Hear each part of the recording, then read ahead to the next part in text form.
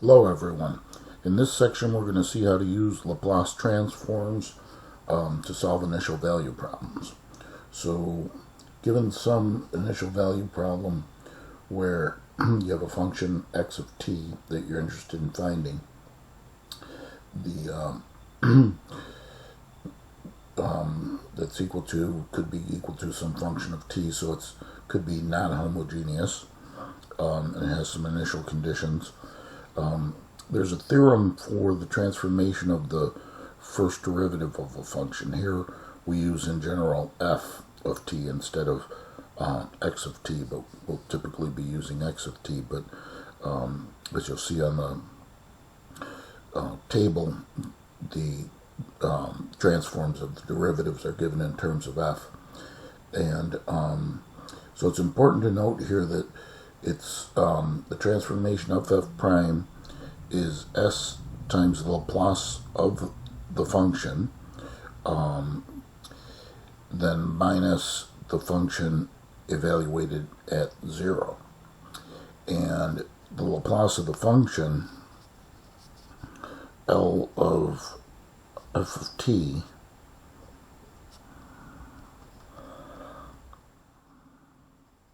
is equal to uppercase f of s. And so therefore we have the transformation that is s times f of s, uppercase f of s, minus, important to note, that's lowercase f of 0, which is really the initial condition. Now the proof uses the formal definition of Laplace transforms, and I'm going to leave it out here for lack of time. But the transformation of the higher order derivatives, I do want to show that.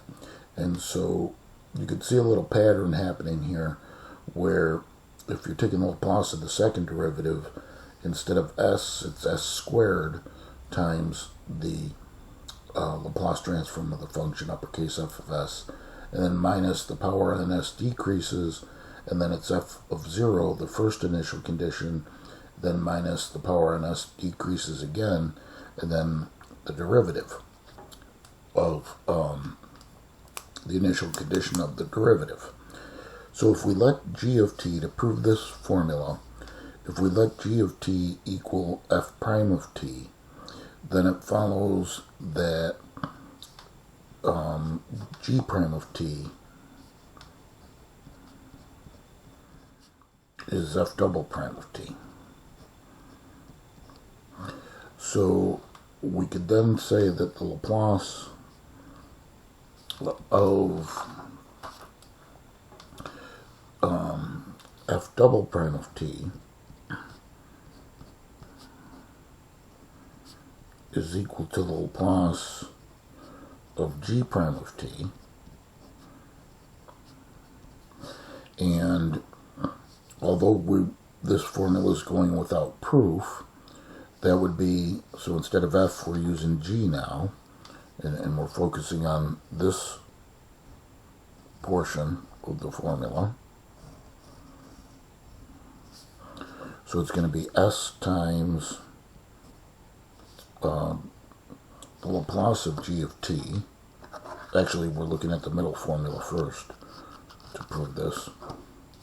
So we're looking at this portion here. So it's going to be s times the Laplace of g of t, and then minus g of 0.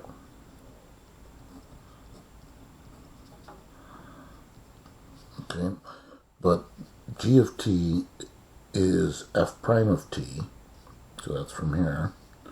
So therefore we'd have s times the Laplace of f prime of t, and then minus, if g of 0 would just simply be f prime of 0, because g of t is f of t, f prime of t, that is. And then we can go further, and we could say that this is s times, and then I'm going to use brackets here, but now the Laplace of f prime of t. And the Laplace of f prime of t, using this middle portion of the definition, is s times the Laplace of f of t minus f of 0. And then we'd have this minus f prime of 0 off to the side. And then distributing the s, we get s squared Laplace of f of t, and then minus s times f of 0 minus f prime of 0. And then finally we could say that the Laplace of f of t, then finally we could say that the Laplace of f of t is uppercase f of s. So s squared uppercase f of s minus s lowercase f of 0, and then minus f prime of 0. So that proves the formula. And also note that this can be extended for triple prime. Just notice the pattern. It's s cubed f of s, then you decrease the power of s, and you start with the first initial condition, while in subsequent terms keep decreasing the power of s and picking up the initial conditions, increasing the derivative of the initial conditions, and this should be f double prime here. Okay. Alright, so here's a process to solve the general procedure to solve. You're going to start with the differential equation in terms of x of t, take the Laplace transform, and convert it to an equation in terms of x of s, uppercase x of s, that's lowercase x of t. Then we solve what we're going to end up with as an algebraic equation. We're going to solve that for x of s, and then finally transform that by the inverse Laplace transform to find out what x of t is. So there's a little flow chart if you want to help you think about the process. Basically, you start here with a differential equation in terms of x of t, and then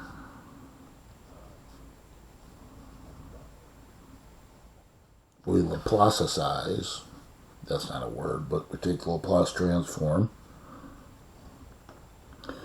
and then what we end up with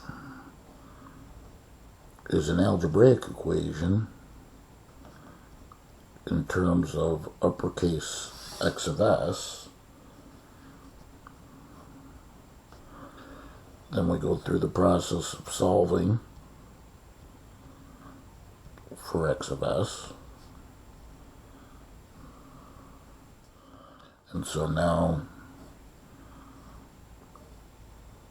at this point, we have a solution for x of s. And then we go and we take the inverse Laplace of that to get to our solution in terms of x of t. Okay, so that's a little flow chart if you like. One thing to note, a couple things to note. The formulas for the transformations of the derivatives are actually in our table here. Here's the formula for the f prime, as we stated, and here's the formula for f double prime. So those are at your disposal in the table. We're not going to be looking at situations higher than the second order, but if you needed to, there's the general extension of the rule. But for our purposes, the functions are going to be given in terms of x of t rather than f. So then, three things to note would be that the Laplace of lowercase x of t, and I'm going to try to make my x of t's, always my lowercase ones, very cursive like, okay?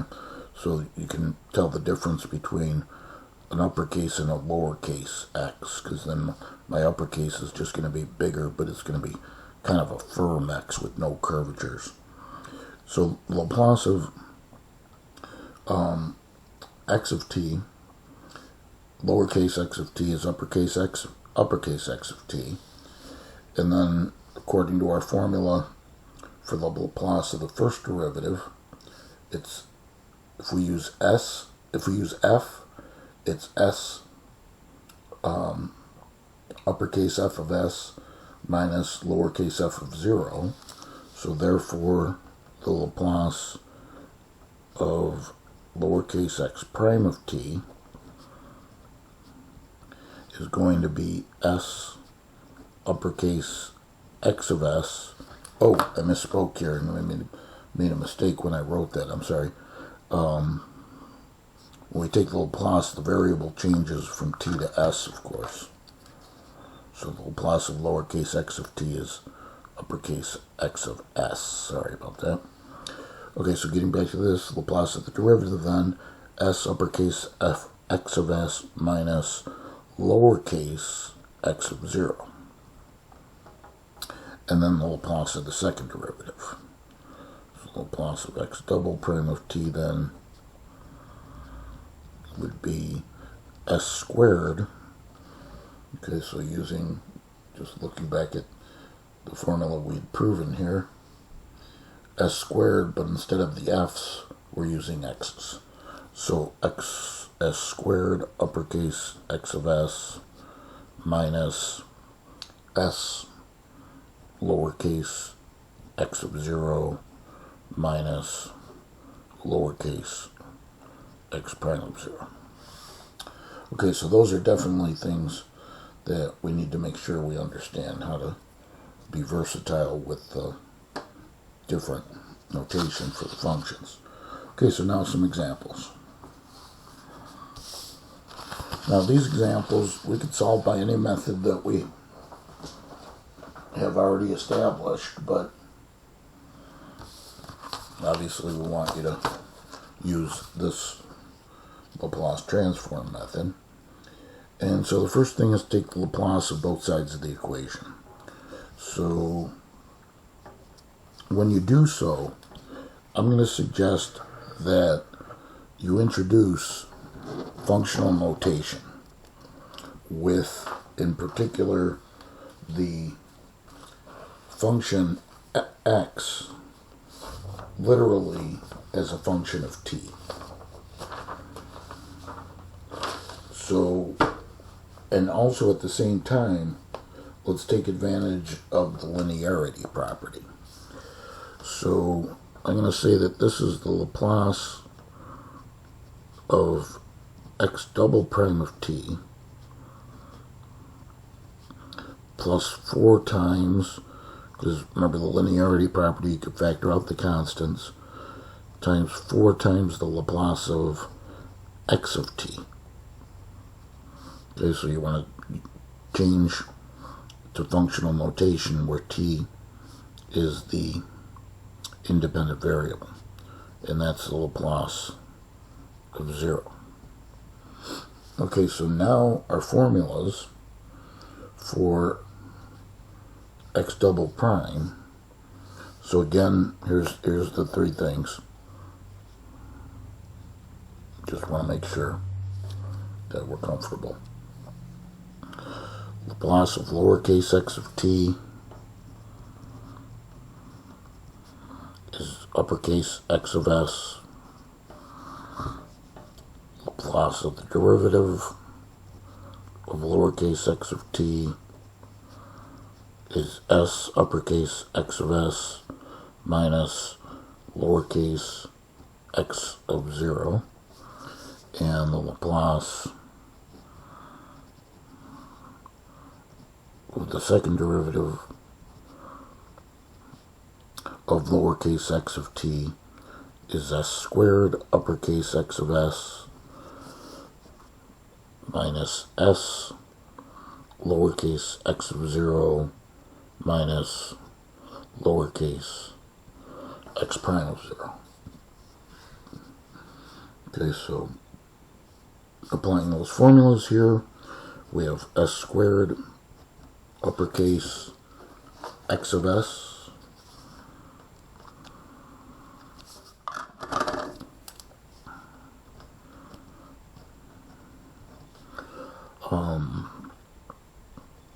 minus lowercase x of 0, and then plus 4 times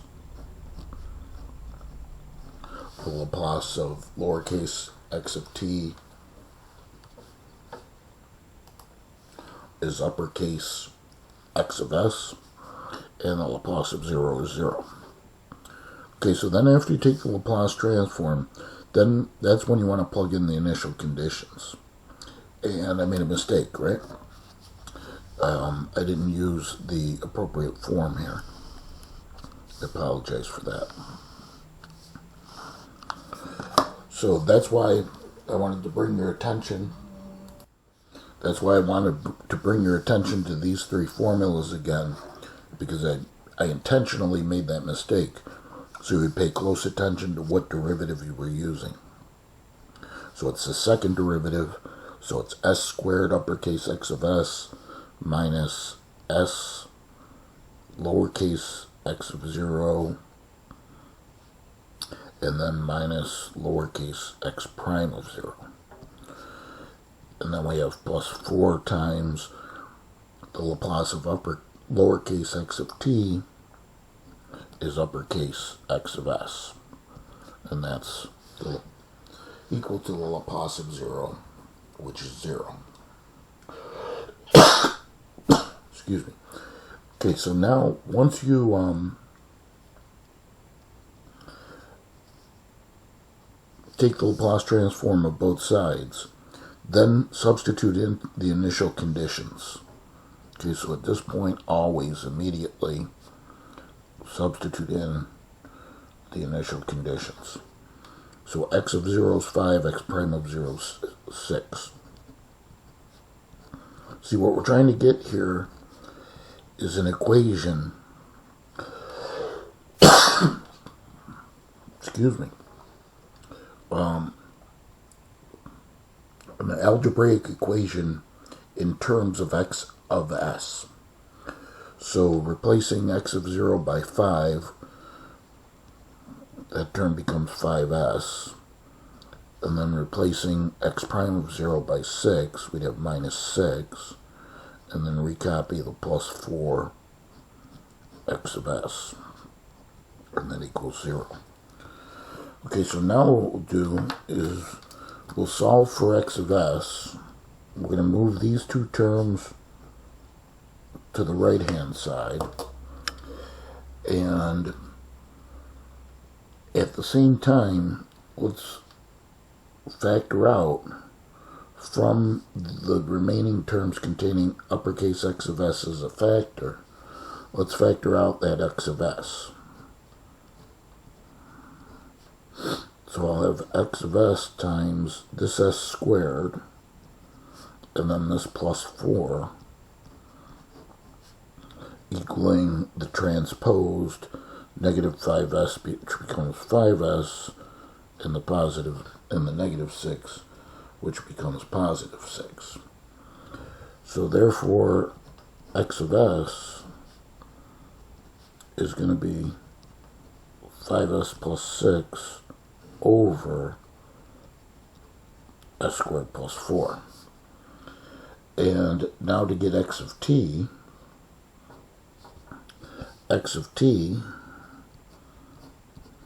lowercase x of t, is the inverse Laplace of uppercase x of s. So that would be the inverse Laplace of 5s plus 6 over s squared plus 4. But notice when we look at our table, here we've done this before, and we look for the s squared plus 4 in the denominator, so an s squared plus k squared. Okay, we've got them here. It's either going to be a sine and a cosine, but note that one has an s in the numerator and one has a k in the numerator. And our result has both. So you should recall from previous work that what we do is we split it up. And we'd have that this is then equal to, and at the same time let's factor out these coefficients. So we'll say 5 inverse Laplace of s over s squared plus 4, and then plus 6 inverse Laplace of 1 s squared 4. And so now we can get x of t. You have to be careful. The first inverse Laplace, there's really no issue at all, because we've got the s in the numerator, and s over s squared plus k squared transforms to cosine of kt, and our value of k here, this is 4, is a k squared, so our value of k obviously is 2. So that just becomes cosine of 2t. So therefore we have the 5 and then cosine of 2t. But then here's where we have to be careful. We saw this situation before as well. For the Laplace of 1 over s squared plus 4, in order to satisfy the form, we need the k in the numerator. And so k over s squared plus k squared transforms to the sine of kt. And we don't have the k in the numerator because k is 2. Excuse me. So therefore, we're going to modify by brute force, just force a 2 in there to satisfy the k. But of course, if we do that, we have to modify out in the front by multiplying by 1/2. Okay, so very important thing to note. And so therefore, the new coefficient becomes 3, so then this would be plus 3, and now this identically fits the form for the sine of 2t. Okay, and feel free, for the fun of it, I'm not going to show it here, but you can go back and you can actually check this by solving because it really is just a second order linear differential equation with constant coefficients, and it's actually homogeneous as well, so you can use our theorems from the past to verify the solution if you like. Okay, so I'm going to stop this video here. We'll come back 3 examples to finish off our part 2 of solving these initial value problems, and then of course we're going to move on. So we'll see you when you're ready.